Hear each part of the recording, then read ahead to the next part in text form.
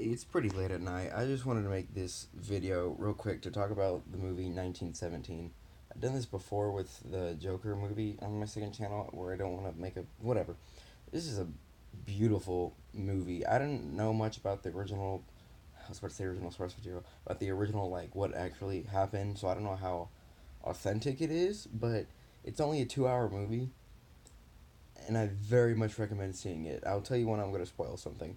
But the whole movie, I mean, there's little part. The whole movie is one continuous shot. Like the camera keeps moving with them and never cuts. There's some parts where like go past a rock or get kind of dark for a second, where it's like, oh, that's kind of obvious that they stopped it there because there's no way. I could be wrong. I'm not saying, oh, it's totally obvious. I'm just saying, well, kind of seems that way. There's only one cut, and that was in the middle of the movie, where one of the characters passed out. So there's no problem with that. But it is such a beautiful, amazing movie, and it felt like a long short film. I don't know. I'm not much of an artsy kind of movie. I like my Marvel and Star Wars, but this was such a good. I was really hyped for this movie, and I was really scared I was gonna go in and get like it was not gonna be as good as I wanted it to be, but it was way better. So now I'm gonna go into spoilers. So stop watching the video if you don't want to hear any. I knew that I kind of knew one of them was gonna die because someone's gotta die, but at the same time, there'll be other scenes where I can't remember the. I just knew him as skinny and fat.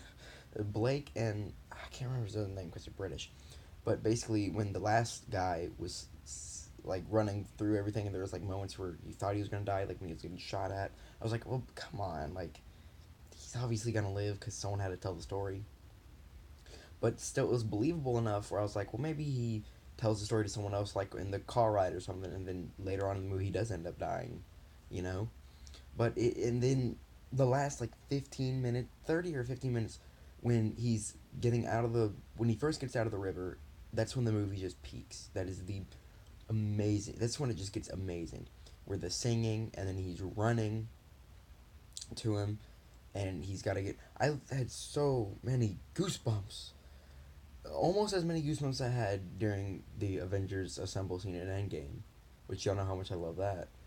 Uh, when he got up out of the trench and was running, and it's just like, like I said, you feel like he's not gonna die, but it's just so intense.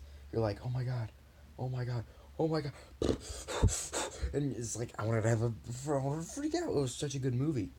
It was just so good. See it. See the movie. Please go see the movie. It's so good. I know I just spoiled it, so and I can't put a timestamp because I'm not gonna edit this. But just go see the movie. Go see it. It's so good. The acting is amazing. I loved the character. Like the character guys, I was into them.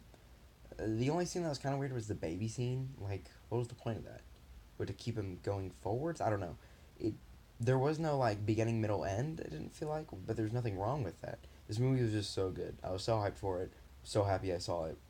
It's just good. Just go watch it, okay? Video over. Just go watch 1917. It's good.